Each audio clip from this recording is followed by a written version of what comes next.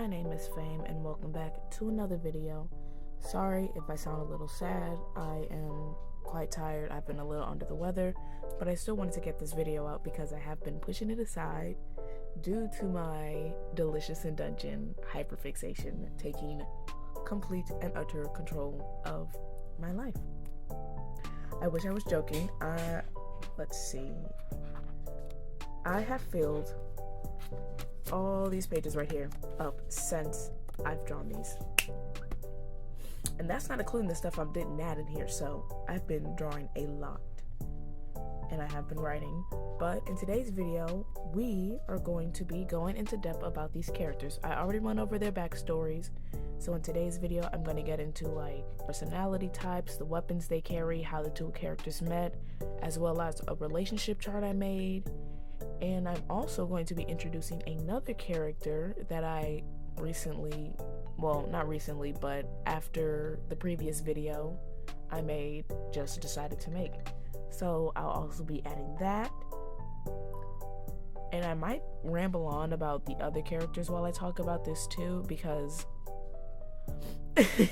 I can only post about it on my Instagram story so many times before everyone else gets tired of hearing me, so I might just use this as an excuse to talk about my favorite characters. But with that being said, let's get into today's video. I'm going to start with coloring her, and then we'll color Tiamoid. I also worked on a headshot sketch of the third character. That's it. I'm not doing full body. I don't want to do full body yet. But I'll be coloring them, and I'll be making this look like a D&D spreadsheet, having like name and stuff up here, just having a whole bunch of cool things around here. I'll also show their weapons. I made sketches of those. I don't think I'll color them, but I think I'll like sketch them out and redefine them and talk about why I chose the weapons for them. So stay in tune for that more towards the end of the video. I'm done rambling for the intro. Let's get into the actual video. So it has been a while, mostly because I've been chronically obsessed with Delicious in Dungeon. I mean, ever since I made that video, I filled more pages out. I've been doing more drawings. I'm getting some merch coming in really soon. I got some pins and this cool apron. Also, at first I said I was really obsessed with Senshi, but now it's him and Chilchuck. I don't know why. It just like happened out of nowhere. So like those are my two main characters. So far, the most recent episode that came out Thursday, it was good, but I wish we would have seen more of the characters. That just means we'll get to see them more in this week's new episode, and I'm so excited for it. Oh my god, I love this show so much. It has been giving me a lot of motivation to draw, and designing these characters has been so fun. I low-key thought about making a persona, but I'm like, you know what? We're not going to do that because I have enough personas anyway. But besides that, the format for this video, first I'll get into Zatara. I'll just get into everything about her. So like details I didn't mention in the previous video, as well as her relationship chart. What else? Also her weapon, and then I'll get into Tiamoid. Then I'll get into how those two characters met, and then I'll introduce the surprise character. I won't name drop. You're gonna have to wait till the end of the video to hear that. But I spent a lot of time on that relationship chart. Well, not a lot, because once I figured out how the character act and stuff, it was a lot easier to figure out who they would interact with best. Now that that's out of the way, let's actually get into the video. If you haven't seen my previous video, I do highly recommend that, since I won't be going over these characters' individual backstories. Also, sorry for the focus coming in and out of frame. Don't know why that was happening. But anyways, I'll be getting into Zatara first. I'll just go over some basic character info, just extra details I added about her character. Then, you know, likes, dislikes, strength, weaknesses, personality types, and things like that. So yeah, let's get into it. She has an extreme fear of fire after the incident. If it's any bigger than a campfire, she cannot be around it. It freaks her out. Flight or flight, she is going to freeze. She has two younger siblings, one is 8 and the other one is 10. She doesn't like wearing shoes. Being barefooted is more convenient to her thanks to her trap making skills and hunting. She's great at trading, and she'll often trade to get trinkets for her siblings and then just ship them back to them whenever she can get out the dungeon. She loves water. She's actually a really great swimmer. The turtleneck she's wearing is from her mother. She's a really good forager and cook. Not really a cook, but she could scramble eggs, I guess. And is best at making dried meats since, traveling around, you can't really have meat on you because it'll spoil quick. So she'll have to learn to dry it so it can last longer and her siblings have a way to eat. Her green eye is real and the purple eye is a prosthetic. She lost it while trying to save her younger siblings. And she respects Senshi's cooking and she really admires his lifestyle. Those are all the details, like extra details I added about her after figuring out her backstory. Some other things she likes is water, of course, seafood, especially salmon. She likes the outdoors. She doesn't like fire, orcs, or bright lights. I feel like her eyes will be really sensitive to lights. And orcs and ogres, even though she doesn't really like either of them, she doesn't go out of her way to be rude towards them. She keeps her distance, but if they need help, she will be there to help them. Apologies for any other background noises you hear. It's raining over by me and my animals are in here. But anyways, her weapon is a fisherman knife. She has like a black ribbon tied around it. That's from her father. That was the only thing she could manage to get off of him before she had to run. She also has their rings on like a necklace, but it's in one of her pouches. I didn't draw it because I forgot about it. Whoops. But some of her strengths are she's extremely flexible, razor sharp hearing and sight in the dark. She's quick on her feet. She's really good at bribing, even though she doesn't use it a lot, but when she really needs to, trust me, she can do it. And making and spotting traps. I guess it just depends on the type of trap, because I feel like when it comes to water traps or like in nature, that's fine, but when it comes to the dungeon, like the ones in the walls and stuff, she's not really good at it. She can hear them, but she's not really good at spotting them out. Her weaknesses are, of course, fire, bright lights, and close range combat. She doesn't her first go-to whenever it comes to being in a fight isn't to fight back. She's usually defensive, so she'll like dodge and weave and just try to tire them out. She only ever uses her knife whenever she really needs to, so she's not the best fighter, but she's really good at dodging hits and attacks. In her inventory, she has an assortment of trap making tools, ropes, wires, nets, things like that. She has her knives, as well as the fisherman knife, and she has homemade stun bombs, which I think I'm going to change into smoke bombs. Find that more interesting. Her mother and father's rings on a necklace in one of her pouches, as well as medicinal herbs. I think I'll also give her a journal where she writes down all of the medicinal herbs she finds and how to harvest them, as well as vegetables and, things about drying meat, just in case she forgets them. And lastly, when it comes to her personality, I describe her as stubborn, quick-witted, jovial, adventurous, generous, reliable, and a bit cocky. I feel like she is very confident in her skills, so she does get a bit cocky when it comes to making traps, which is perfectly fine. Now, let's get into the relationship chart. And here is her relationship chart. As you can see, I don't really have any red or orange in there because I feel like she gets along with the group pretty well. I mean, of course, I would be skeptical of Lyle's too, but then her, weirdness and curiosity towards him will too turn into respect after seeing how passionate he is when it comes to saving his friends and finding his sister. She also gets along with Marcel and Senshi the most. She gets along with Chilchuck, but, with the trap making stuff, but really it's with Senshi and Marcel because her and Marcel are girls. She hasn't really had many girlfriends, like girl who are friends growing up, and Senshi is kind of like her parental figure now that she doesn't have any. And you can see her partner between Tiamoid and Laios still won't say anything. You're gonna have to wait for that.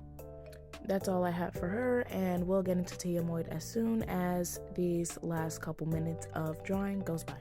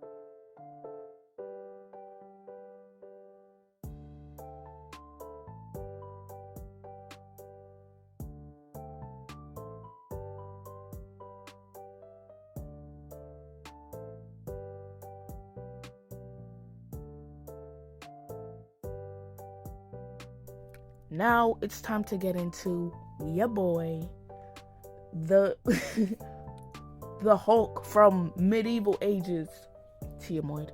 That is so stupid sounding. Oh my god. I don't care. So let's get into some character info about him. He has an overbite because I said so. Don't care. His horns are dull because of how accident prone he was as a child. I'm surprised they haven't chipped off, but yeah. His scar on his face was a result of the incident that caused him to be exiled. He carries around a small notebook where he writes important notes and information he learned from being in the dungeon to bring back to his father. He adores Senshi's cooking. He'll gather ingredients for Senshi, willingly knowing that he'll get a good meal out of it. I feel like he is low-key Senshi's errand boy, and since he doesn't really care about getting into harm, he'll just do whatever. He is very knowledgeable but lacks common sense. Like, he's very smart when it comes to culture stuff, but like when it comes to like basic human interaction, that man is dense. Let's see. He is covered in scars from how reckless he is in fights. He cares little about himself since he's big and strong. That's one of his bad habits. Like, I feel like since he is so big and strong, he just throws caution to the wind and just goes headfirst into fights, not really caring about what happens to himself, because since there's a healer in the group now, he really doesn't have to care. His likes are anything meat, since ogres have really intense appetite. I feel like he would love anything meat. What, steak, chicken, pork, lamb, rabbit, you name it. If it's meat, he's gonna eat it. Fighting and roughhousing, also dancing. Didn't hear that from me. Shh, it's a secret.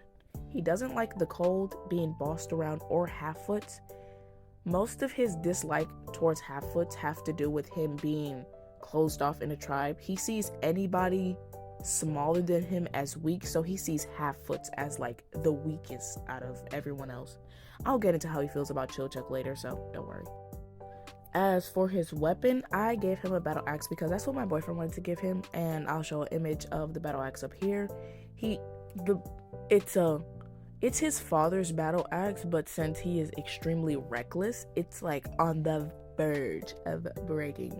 There are two ribbons holding it together.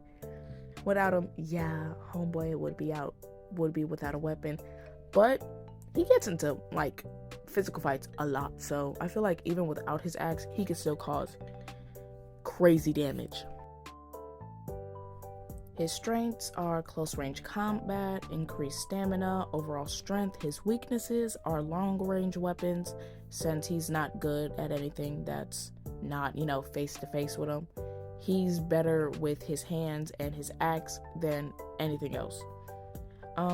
Prolonged recovery time, since he's really big, it takes him a lot longer to recover after really long fights. He has an intense appetite, which is probably the reason why the ogre population has been dwindling over the years, from the wiki. And anger issues. This man is full of them. I don't care.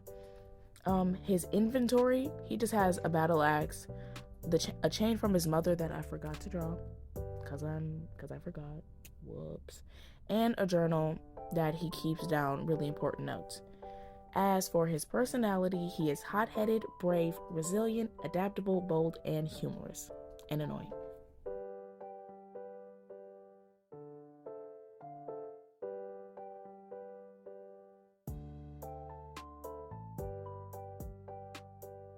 And here is Tiamoid's relationship chart.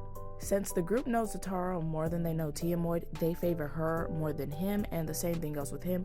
He does not like Chillchuck or Marcel at the beginning, since he finds all half-foots like by default weak until like they can prove themselves. He hasn't really met that many half-foots, so he's really strong with his belief. But then seeing how Chillchuck is very confident in his skills and how brave he can be in combat, his dislike slowly turns to favor. As for Marcel, he just never really liked elves, which is funny because his partner's an elf, but that slowly changes over time as well. He likes Senshi because he can provide really good meals, and since, ogres are really, really hungry all the time, of course he's going to be one of his favorites. And he did find Laios weird at the beginning, but he slowly likes him as well. Now we can get into how Zatara and Tiamoid met. Zatara just got off a boat and ended up in the Eastern Archipelago Islands. Around this time, Tiamoid was exiled. She and her siblings were tired and hungry from the traveling but needed to find shelter. While traveling up north, that's when she ran into him, sleeping near a small bonfire. Her siblings were scared since they've never seen an ogre up close, unlike Zatara. Their parents often traded with ogres back home, but her siblings were too young to remember. She decided to ask the ogre for directions or if he had any food he could spare with them. At first, he was going to ignore them or scare them off, but once he saw her siblings hiding from him, it reminded him of his own siblings. Unfortunately, he didn't have any more food to give. Given his large appetite, all the food he gathered before he was exiled was gone. He might not have had any food on him, but he did have a place they could stay, his tribe. Being exiled and the fact that his father doesn't let outsiders in was a big problem, but given their state, he had to try. He gathered up his belongings and led them to his tribe. Once there, his father's reinforcements kept him from entering, but he wouldn't give up, not until they retrieved his father. After continuous bickering back and forth with the guards, his father finally made it to the gate alongside his mother. He explained the situation to his father, begging him to feed them and give them a place to stay. His father had every intention of saying no, but his mother stepped in and offered them a place to stay. Tiamoid's father and mother went back and forth a few times about letting them in, but she managed to convince him to let Zatara and her siblings stay with them. His father, however, exclaimed that Tiamoid could not come back in, not until he did what his father asked of him. For that night, Tiamoid slept outside near the gate while Zatara and her siblings were fed and got well-needed rest. When the next morning came around, to his surprise, he was woken up by Zatara again. She explained to him that she made a deal with his father. She'd help him and return him home when he was ready, in exchange for shelter for her siblings. He was grateful for this act of kindness, and from then on, the two of them traveled to the eastern continent in search for work and money. And that's everything you need to know about my characters regarding their backstory. Now, regarding their love life, there is a new character, and their name is Radix. They're 98 years old, agender, and pansexual. Yeah, they can't choose gender or their sexual preference. They use they them pronouns. They're 5'4", their occupation is a mage, they're an elf obviously, and they specialize in illusion and summoning magic. I do not have much about this character, but here is what I have so far. When Tiamoid comes back from another one of his long party missions, he returns but with a friend, Radix. Zatara and Radix grow pretty close even though Tiamoid knew them first. After a while, they both start to date each other, and further down the line, Tiamoid decides to join them. The way their relationship works is that they both date Radix, but when it comes to them, like when it comes to Zatara and Tiamoid dating, it's more like a QPR, you know? They do like each other, but it's not like love, you know what I mean? Like love. They love each other, you know? And they're pretty happy with it. The group is pretty accepting of it, besides, you know, Cho-Chuck. If you know, you know. And the only reason they joined that party was because Tio suggested it, and they seemed okay with it. That's pretty much all I have about this character. There's still a lot I'm brainstorming it about. I think I want them to be like a part of a noble family, and they moved away so that they can spread the word about their family to other people and say like, hey, you know, me and my family, we do this type of magic stuff, so if you ever need like magic assistance, you can write us a letter and we can assist non-magic users with magic.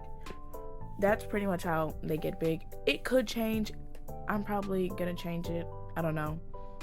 And they ended up going into the dungeon to find more people and continue to provide their magic services to people. Then they ended up finding Tiamoid, and then hearing his backstory, they're like, oh my god, I want to help you because your people sound like they could use a little bit of magic. That is pretty much it. That character, I do like the character. I'm going to keep the character, but the backstory might change, so do follow me on Instagram if you want to stay updated with any backstories like that. And yeah, that is pretty much all I have to say for this video. If you listened this far, please consider leaving a like and a comment what you like about the character and the character designs. I would really appreciate it. This is probably one of the most talkative videos I've had in a while. I'm still getting used to talking for a really long time without, you know, messing up my words, but I'm doing pretty good. I think I'm doing pretty good. I hope so. I hope y'all aren't annoyed by my voice. But anyways, I really do appreciate you watching if you made it this far.